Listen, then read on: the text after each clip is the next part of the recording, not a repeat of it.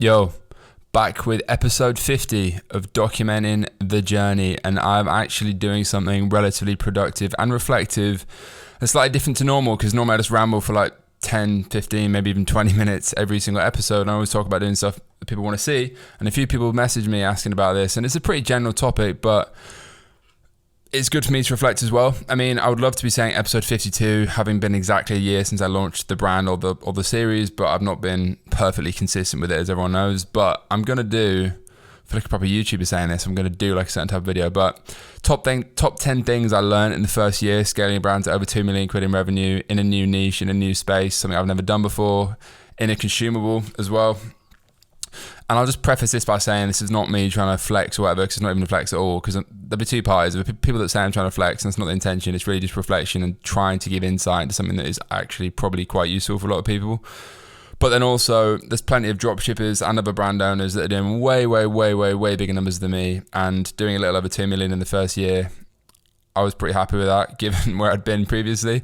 And with it being a brand new product, completely from scratch, etc. But obviously, you know, there's plenty of dropshippers doing much bigger numbers, which I don't think is comparable. And there's obviously way bigger brands, but they probably didn't do this in their first year or much more in their first year. So yeah, I mean, it's a pretty solid first year. I think it's not fucking huge. I think arguably if I'd launched it in 2019, knowing what I know now, maybe I'd have done 3 or 4 times that. But to launch a brand in arguably a recession in a new space with a product that I'm pretty proud of, I think to do first year of a little over 2 million was pretty good. And with that said, I want to talk about the top 10 general things, I guess, that I learned in the first year. I mean, there's many that I probably missed and not on here, and maybe I won't go into enough detail on them, but I'll dive right in. A little presentation on screen. I think the first thing, and it's pretty fucking obvious, but I actually think so many people miss this, and the whole culture of like money Twitter and marketing bros and e-com scaling and shit.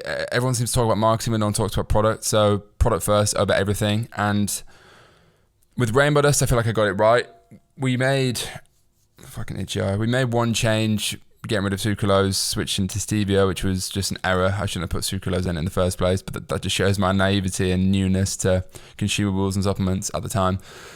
But then other than that, it's been really good, like generally really well received. With Dream Dust, if I'm honest, the second SKU that I brought out, I rushed it and I didn't follow this principle and I didn't get it right. I kind of just wanted to launch a new SKU, and I'll come on to again later why that was maybe a bad idea as well. But product first over everything, I think it's so important. I think a lot of people skim over this and think you can just polish a turd with ads. You absolutely cannot. So, and this isn't in order, by the way. These are just like top 10 things in general that I learned in the first year, and that's definitely the first one, because I think the product was really good, and without that I wouldn't have been able to scale at all. And particularly when you put so much money and time into one thing, if the product had flopped, the business would have flopped, because it's not like I was going to go and test, you know, a new potential winning product, a new dropshipping gadget or whatever. So the product was good, and product's super important.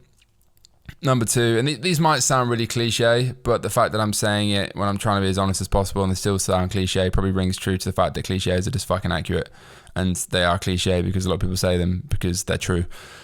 Keep it as simple as possible, and I mean this in every area. So like product I just mentioned, I wanted to launch one product. We did that. In hindsight, I probably shouldn't have even launched Dream Dust. If I could go back, I probably would have waited longer to do a second SKU. So would have kept that more simple. I think in other areas as well, like marketing channels, I started playing around with like Pinterest and Snapchat ads at one point, and I thought, hold on, what the fuck am I doing? Like, you know, everything's coming from Instagram, just stick with that. Even TikTok to an extent felt like a bit of a distraction. But then even other things like the messaging on the website, I was trying to overcomplicate stuff when really the angle that was working was just coffee alternative, which isn't as romantic or dramatic as I would like, but it just worked. And what else? Like the way we were offering different bundles on site, like, I mean, it's still way too complicated, by the way. We're getting our website redone right now, but you know, there was like 55 different bundles on site at one point. Now I've got like 25, which is still way too many. But really, you know, I look at businesses like Huel, Athletic Greens. I always reference them when I'm talking about stuff, but super simple. And simple isn't always the best, but at least for me, I think in this space, with a new product, I think keeping it simple and focused as possible was super fucking important. And there's so many areas that this can be applied. And I guess focus and simplicity are kind of in a way similar, but not the exact same. But yeah, if you can keep something simple, do one instead of two. do one sales channel instead of two to start with. Do one marketing channel instead of two. And that brings me on to the next one, I think. 80-20 principle applies in all areas. Again, cliche, but again, also very fucking true. 80% of results come from 20% of inputs or time or work, whichever way you want to slice it.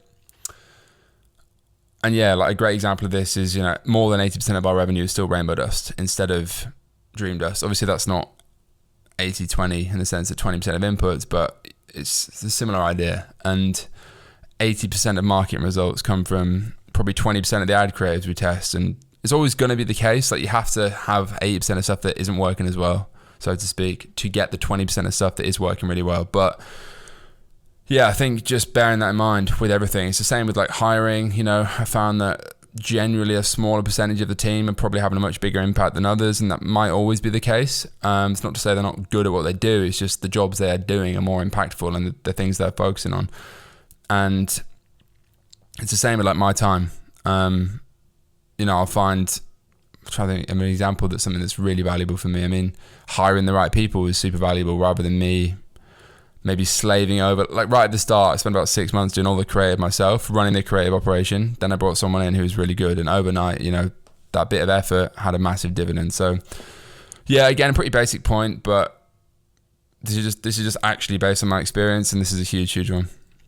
The next one that people love talking about because it's relevant to ads and marketing and scaling and chat scaling. Content is the single biggest lever to scale spend and revenue from ads because it's the single biggest driver of performance, and therefore spending more and doing more in revenue from ads. And generally you're growing a business from ads, especially DTC to start with. Like, we haven't done much influencer stuff or any other channels just yet, and I'll get onto that. But yeah, there's so many different things that you could try and throw into the Meta or TikTok machine. But creative, as probably most people know, it has definitely been, creative and content has definitely been the single biggest lever.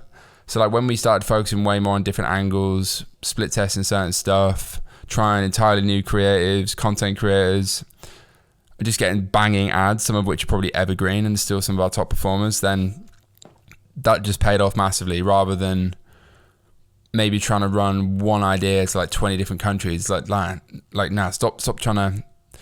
Stop trying to game the algorithm and just give it what it needs, which is content. There's countless examples of this. I think like Jack Rubin, who runs Purdy and Fig, who's a much smarter guy with a much better business than me at the minute.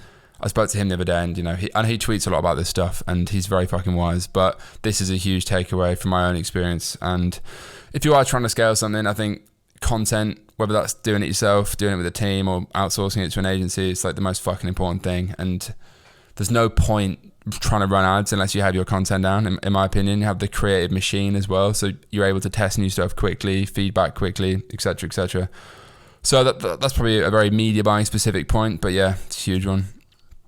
Number 5, in my opinion, choose one market to dominate first. Again, this might seem obvious, but we launched just in the UK, and I say launched just in the UK, like you could buy it anywhere. Our fulfillment was in the UK, but we were only running ads in the UK for the first 6 months. But then I chucked in like America and Europe and a bit of Australia and shit, just trying to test. And the problem with that is your messaging just gets watered down because we hadn't localized the website, so it wasn't a fair test. We didn't have the same amount of eyeballs 6 months in other countries that we had in the UK. Granted, only 6 months of eyeballs in the UK then, but you get the point. Like, we weren't compounding our efforts in one place. And in the past, with all my brands, Midnight City, Neon Beach, even my clothing brand before that, I would just run like worldwide. And I think that had some merit. But when you're growing something in a harder market, which it definitely is now, and I can say that because I was growing brands in 2017 and it was fucking way easier, I'm telling you. When you're growing it in a harder market, I think you have to just choose one.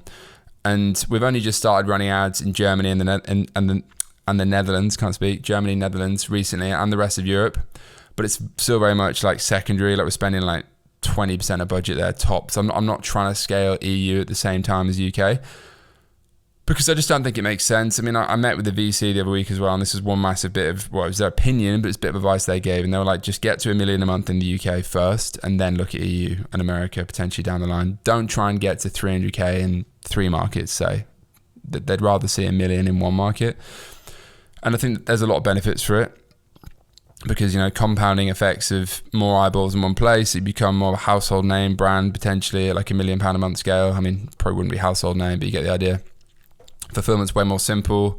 You don't have to translate any of your shit. Not that you have to do that for other countries, but you probably would if you want to get a fair test. So yeah, this kind of comes back to keeping stuff simple, but on a bigger scale, just choosing one market to dominate. And I guess within that as well, I'm talking like geography really, but you could even go further and say choose one niche to dominate. And my product is pretty relevant to a lot of people. It could be like fitness market, it could be kind of the entrepreneur market, it could be the burnt out worker market. Really the angle that's worked and we've focused on is just a broader one, I guess, and it's just coffee replacement, and like choosing that angle and that mission to dominate as well to start with has been pretty helpful. This is maybe a controversial one, and again, it's just my opinion, but I always find it a bit funny when I see, I guess, like TikTok dropshippers who run TikTok organic, and they're like talking about how it's like the new Facebook ads and shit. And maybe I'm just jealous because I haven't cracked it, but I just don't think you can scale a business with a primary marketing channel that isn't repeatable, because the algorithm changes and you don't have a business. And that's the way I've always thought about organic stuff. And I could be wrong, but this is my opinion. Like I said, in my experience in the first year, like we had a few videos go viral on TikTok in the first few months. I say viral, but one of them got a bit over 2 million views, and I definitely saw an influx of traffic and revenue. And I was like, oh fuck, this is great. This is a mad new channel, and it brings down your NCPA on your paid ads as well, of course. But then I never got a video that hit ever again. I don't know if we got shadow banned or whatever, but it's like, it's great when it happens, and it can supplement. It's not the right word. It can complement your paid ads work, and generally it does that by bringing down the NCPA, increasing your ROAS, etc. as a top of funnel thing. But I've said here, it's a side, not the main course. I don't think you can like sustainably grow a brand with organic as the main thing, unless you know something I really don't. And this was my experience in the first year.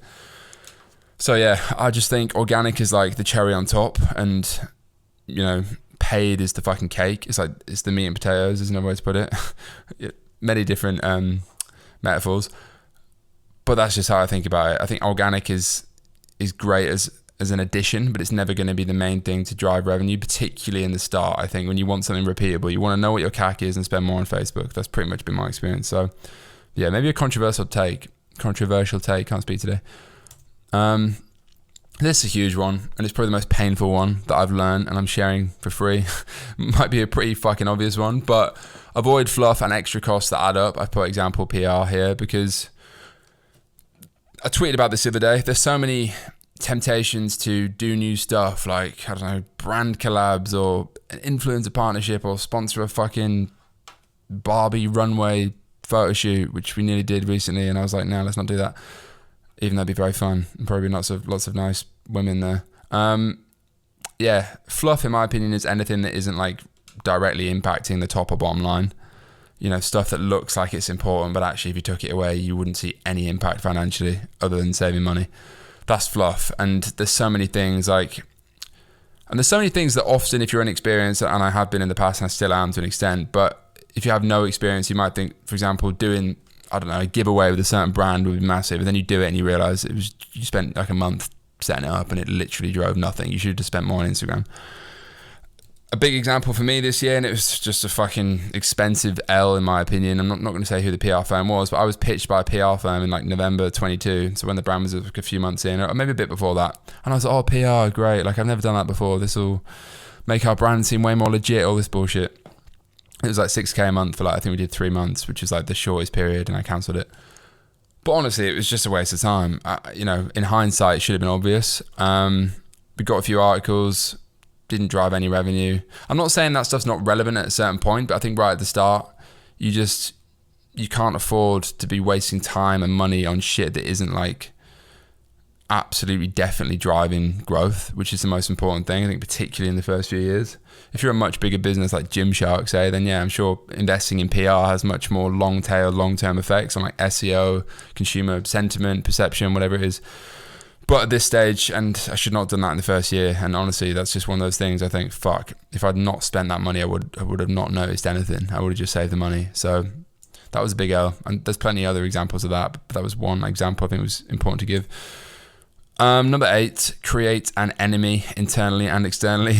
The internal one I have is probably something I shouldn't share, but maybe it's a certain big brand in the space, and they're not an enemy, but I think you should operate a team in a business like a sports team. And I think, just going back to my rowing days, we used to always talk about St. Leonard's School when I was at York City Rowing Club, and they were the school that we'd always come up against, who were like similar level to us, one of the best in the country, but certainly one of the best in the north. And we got gold and they got second, and they got silver in the national schools regatta, which is the national championships, when I was 16. But yeah, I remember just training and we were like, go one more because I want to beat the fucking enemy. And I think creating an enemy internally for team culture was good, but also externally the enemy for Space Goods has been coffee, because a lot of our landing pages, us versus them, and it familiarizes the concept. Like, everyone drinks coffee pretty much, so replacing or upgrading your routine or adding to your routine Rainbow Dust by Space Goods, which is a new concept and a very potentially confusing product to a lot of people get it because they're like, okay, I drink coffee and I understand that, so it makes it familiar to an extent, like what we're about, when you would drink it, etc. But then it's like, well, actually, you're already taking coffee, you're already drinking coffee, but this is way better. So it's creating an enemy out of something familiar, and it just kind of anchors it in people's mind, I think. And it's a bit controversial because a lot of people say, oh, you've got coffee in the product. We do. We have coffee extract, but we have 7 other active ingredients as well. So it's kind of like comparing a shot of vodka to a really nice cocktail. They both have vodka in certain cases, but the cocktail is way nicer and probably better for you as well. So that's the way I've thought about it. We have a big brand that's like, we always talk about, like, what are they doing? How can we beat them? But then external customer facing is coffee. Number 9, and this is probably the hardest pill to swallow for me. And as I've said, sadly, the boring stuff is what moves the needle, in brackets, not 80s movies. So when I launched the brand, and I've spoke about this loosely in multiple episodes of this, obviously made the 80s movie, Nothing Exists Until You Create It, probably the most fun I've had since launching the brand. And then the second movie, I Chase My Dreams While I'm Awake, fucking so over the top. But also the most fun I've had making this, well, since working on this brand. In fact, more fun than the first movie, because I was the protagonist in the movie, rather self-indulgent and retarded in hindsight. But yeah, one of my investors just said to me, and they were like, how much you spend on that? We spent like 10 grand on the movie, which, to be honest, given what we got, wasn't that bad. But he was like, that's the biggest waste of money ever. And he's probably right. It doesn't sell products. Maybe long term, we could run YouTube ads to it. We probably haven't utilized it as much as we could. But the reality is, if we'd spent 10 grand more on UGC ads, or, I don't know, website conversion rate work or something, which we are doing now, got a new website coming next month, probably would have driven a way bigger ROI. And the sad thing is, I wish I could work on the romantic stuff all the time, the movies, hiring beautiful models and creating cool shit with them, but you just can't. And I think especially at the start, and that's something I've had to accept, and not just with movies, like, I would love to be always working on product, but at the same time, it's like, maybe launching a new product is not the answer. Maybe doing market research and fucking making our website convert better is actually the answer, and just doubling down on what's working. So yeah, I've always found, I think I'm pretty good at having the balance right at times, but I've always found it a bit of a struggle to balance being a pragmatic, business-focused operator and then also being a creative at heart, wanting to just make fucking movies and trying to use the business and entrepreneurship vehicle as an excuse to make movies to satisfy and fulfill the mind of my 10-year-old self. So yeah, but I don't want to be a starving artist, right? You don't want to be the guy that's like, wanting to make movies but can't. So if I build a great business that facilitates those creative ambitions in ways, but also sells products and scales, it's finding that balance between the two. How can you do both? But yeah, as I've said, the boring stuff's what moves the needle generally. It's not all sunshine and rainbows or glitz and glamour. I mean, that's obvious, but this is a specific example, I guess. Number 10, I mean, I could probably list 50 fucking points, and there's probably some that I've missed that should have been on here, but retention, LTV, and LTV to CAC ratio are the most important metrics. I think especially for a consumable business, but for every business really, but probably LTV to CAC is more relevant specifically to consumables and subscription businesses like mine. But yeah, I think too many people get caught up in, certainly in a marketing perspective, just ROAS or just NCPA, which is obviously the cost to acquire the customer. but less people tend to talk about retention, LTV, lifetime value, and then lifetime value to CAC ratio. And that's something I'm thinking about a lot. It's like, well, we're acquiring, in fact, we haven't been doing enough of it recently. We're acquiring a fuckload of new subscribers. We are doing that. But we've definitely let slip focus on retaining existing ones. And if they have cancelled, getting them back, or getting them back on another product, or increasing AOV and LTV on existing subscribers through new products, cross-sells, upsells, membership to something, which I'm working on at the minute. And yeah, like LTV to CAC is the metric that will make your business very investable. At least that's the advice I've had. And it's way harder to get that ratio really good. I think a good one is like 4+. So as in like your LTV is 200 quid, your CAC was 50 quid for a new customer. So it should be LTV to NCPA, LTV to new customer CAC. And yeah, that's like a North Star metric for me, because it will allow you even to not be profitable first order in many cases. But if your LTV to CAC ratio is really good, then you've got an argument to raise either debt or equity funding to scale really quick, which is how a lot of brands have done it. I mean, I imagine that's how Athletic Greens raised like fucking 120 million or something. I know nothing about that deal, don't quote me. But yeah, these are the most important things I think about, like KPI wise. Obviously revenue and profit and so on are relevant as well. But if you can show that your business is not only growing, but your LTV to CAC ratio is increasing in a positive fashion, then you're always going to be able to raise money and not necessarily have to be super profitable in the short term. At least that's the way I think about it. That's relevant to my business, subscription business, and the advice I've had. So yeah, I hope that was useful. I could probably bang on forever, and maybe I've said loosely many times, I want to be a bit more specific on videos I make, actually give some more value. Obviously this is all relevant entirely and probably exclusively to Space Goods, but I'm sure certain bits are of course relevant to other brands and your brand or brands you want to build. And yeah, as always, subscribe to the pod. This was episode 50 of Dot the Journey, which is pretty mad. We're making progress. We're actually about 15 months in since I launched the brand now, so a year and 3 months, and I'm making a 1 year reflection video about 3 months late, so apologies. Maybe I'll do more of a rundown of the year, but this was just 10 things I've learned. I said top 10 things I learned, but 10 good things I learned in the first year, and hopefully I'll have way more to share and evidence of acting on these things I learned at the end of the second year. So yeah, hope that was useful. Subscribe to the pod. As always, cheers for watching, and I'll catch you in the next episode.